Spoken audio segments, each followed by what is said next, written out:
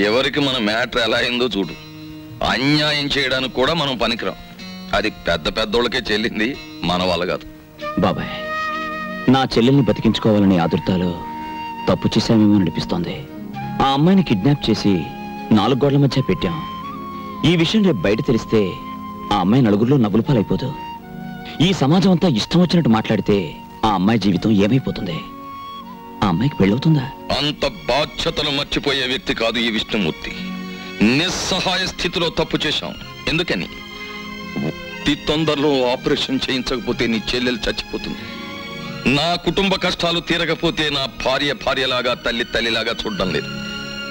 అటువంటి పరిస్థితుల్లో ఇటు అవసరాలు తీరినట్టు ఉంటుంది, అటు కేశవరావుకి బుద్ధి చెప్పినట్టు ఉంటుందని పనిచేశాం. ఒకవేళ అమ్మాయికి పెళ్లి కాని పరిస్థితే వస్తే అవసరమైతే మన ప్రాణాలు ఇచ్చైనా సరే ఆ నింద నిజం కాదు అని నిరూపించాలి, నిరూపిస్తాం కూడా. సీత నీకు చెల్లెలైతే అలక నా కూతురు లాంటిది.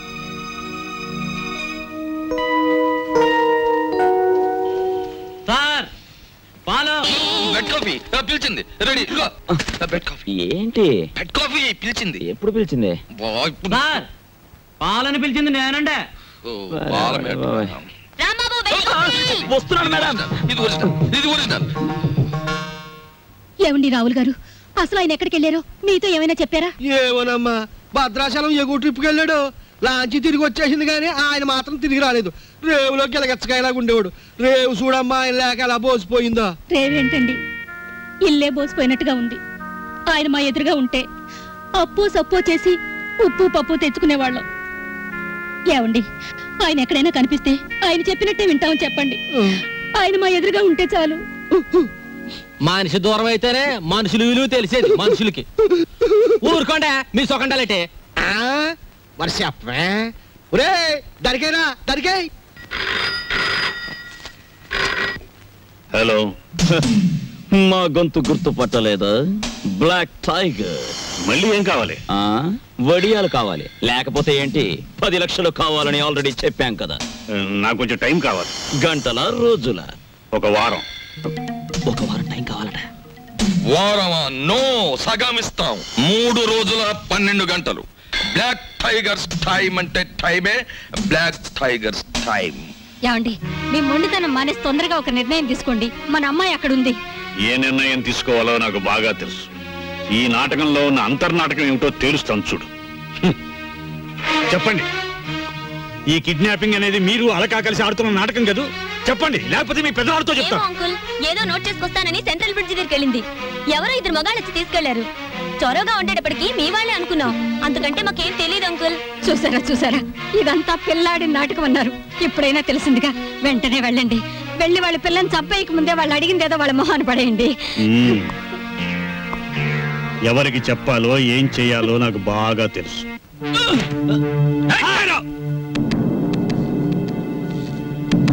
గోలిగుంట దగ్గర హ్యాండ్ ఓవర్ చేసుకుని సూట్ కేసేది. పార్టీ మిస్ అయింది బాస్. బాక్స్ నాకు ఇవ్వలేదు. నాకేం తెలీదు బాస్. నీకు తెలీదు? చెప్పు చెప్పు చెప్పు. చెప్పురా.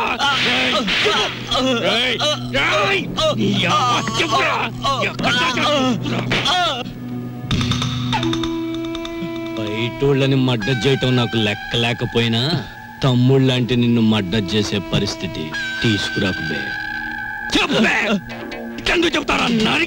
చెప్పేస్తాను బాస్. చెప్పు. నేను చేయదు బాస్. సూట్ కేసు నా ముండమకాల పెట్టాను బాస్. అదే నాకు ఐడియా ఇచ్చింది బాస్. అదే నాకు ఐడియా ఇచ్చింది. ఎక్కడ్రా నీ ముండిల్లు? ఎక్కడా నిల్లు? మెరక వీధిలో. టైరో రేయ్, వీటితో పాటు వెళ్ళి ఆ సూట్ కేసు హ్యాండ్ ఓవర్ చేసుకోండి. వాడి ముండ బాడీలో మీకు నచ్చిన పార్ట్ ఒకటి కోసుకొని రండి. అలాగే బాస్. కరీం భాయ్.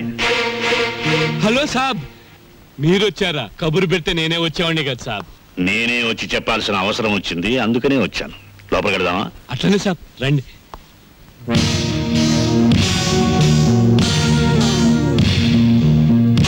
Black tiger sir. మనకి తెలియని టైగర్స్ లయన్స్ వీళ్ళెవరు సాబ్? ఈ విషయం పోలీసులకు రిపోర్ట్ చేశారా? లేదు, పోలీసులకు రిపోర్ట్ చేయకుండా నీ దగ్గరికి వచ్చానంటే నీ మీద ఎంత నమ్మకం ఆలోచించు. అరే కొత్తగా చెప్తారేంటి సాబ్? మీలాంటి వాళ్ళు లేకపోతే మా గూండాలు ఎలా బతుకుతారు సాబ్?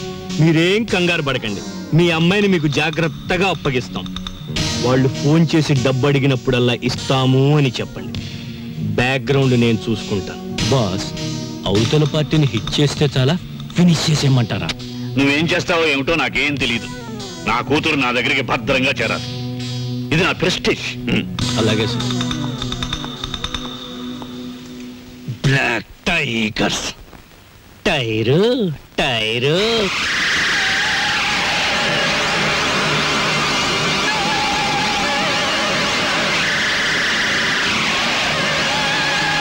ఓ ప్లేట్ పకోడీ నాయుడు గారికి. రండి మాస్టర్ రండి. కొత్తిమీర బజ్జీ. కొత్తిమీర బజ్జీ. ఏమిటి కావాలి పాప? పూరినేనా? రే 4 ప్లేట్ పూరి పార్సెల్. తినండి, చక్కగా తినండి, ఆనందంగా తినండి. నా జాతక చక్రం ప్రకారం ఈ ఏడాదితో ఏళ్ళనాటి శనిపోయి శుక్ర మహర్దశ ప్రారంభమైంది. ఈ వారం అంతా నా ఇంట్లో శుక్రుడు ఉంటాడు, నెక్స్ట్ వీక్ గురుడు ఉంటాడు, ఆ తర్వాత సూర్యుడు ఉంటాడు. కానీ నా హోటల్లోనే ఒక్కళ్ళు లేకుండా పోయాడు.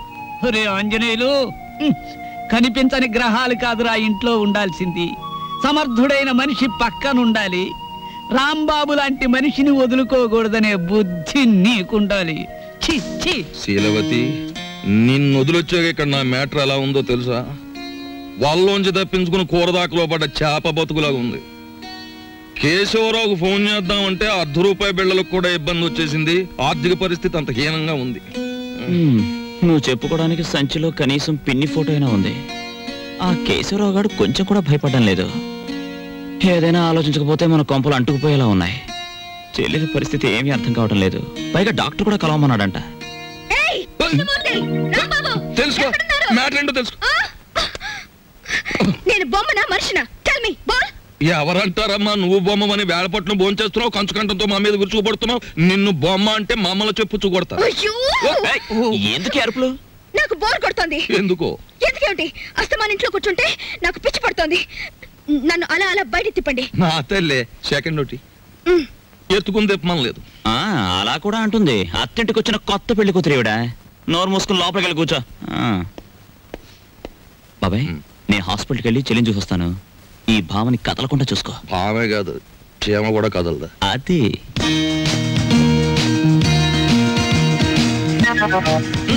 ఏం లేదు, లోపలికి వెళ్ళి పుస్తకం చదువుకో.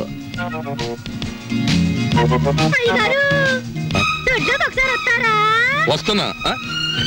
మనకి పని మనిషి ఎక్కడ ఉంది? పక్కింటావిడ అయ్యుంటా.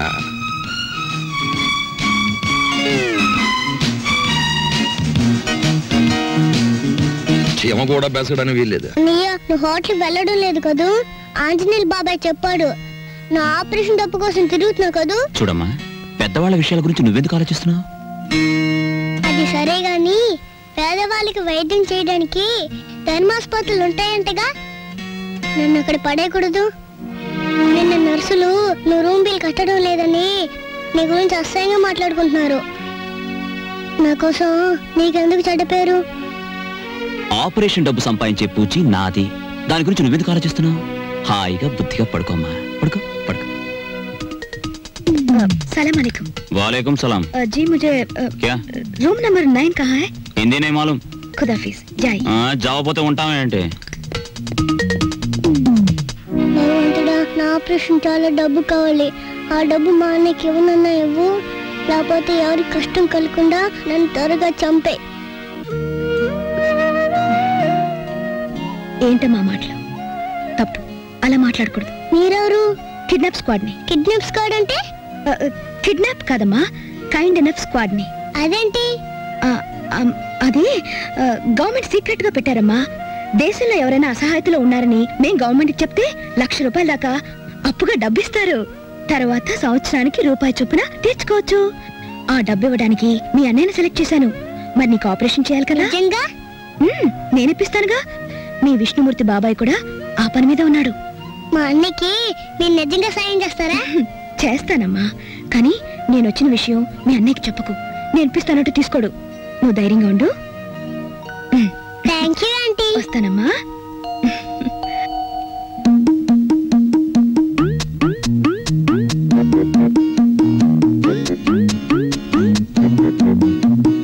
ఏమైపోయిందా అమ్మాయి? కొంపదీసి ఇంటికి చెక్కేసిందా లేక పోలీస్ స్టేషన్కి వెళ్ళి రిపోర్ట్ ఇచ్చేసిందా? బాబాయ్ ఏంటి బాబాయ్ ఏంటి కంగారుకున్నా? కంగారేమిటి అలాక మళ్ళీ గొడవ పెట్టిందా? గొడవ పడ్డవాడు మొత్తం ఇంటికి చెక్కేయడానికి. ఇదిగో నువ్వే కంగారు పడుకో, ఇక్కడ ఉంది. నేను కంగారు పడ్డమే. నా ఈవినింగ్ కాఫీ ఎక్కడ? బయటకి ఎలాగో తీసుకెళ్లరు, లోపల ఏదో ఒకటి పెట్టకపోతే ఎలాగా? వచ్చాడుగా వంట చేసి పెడతాడు, ఆ డ్యూటీ ఆయింది మంద కాదు. ముझे मेरा कॉफी अभी इसी वक्त चाहिए. ఈ హిందీ కొంత ఎక్కడో విన్నట్టుంది. ఇక్కడే వినుంటాను.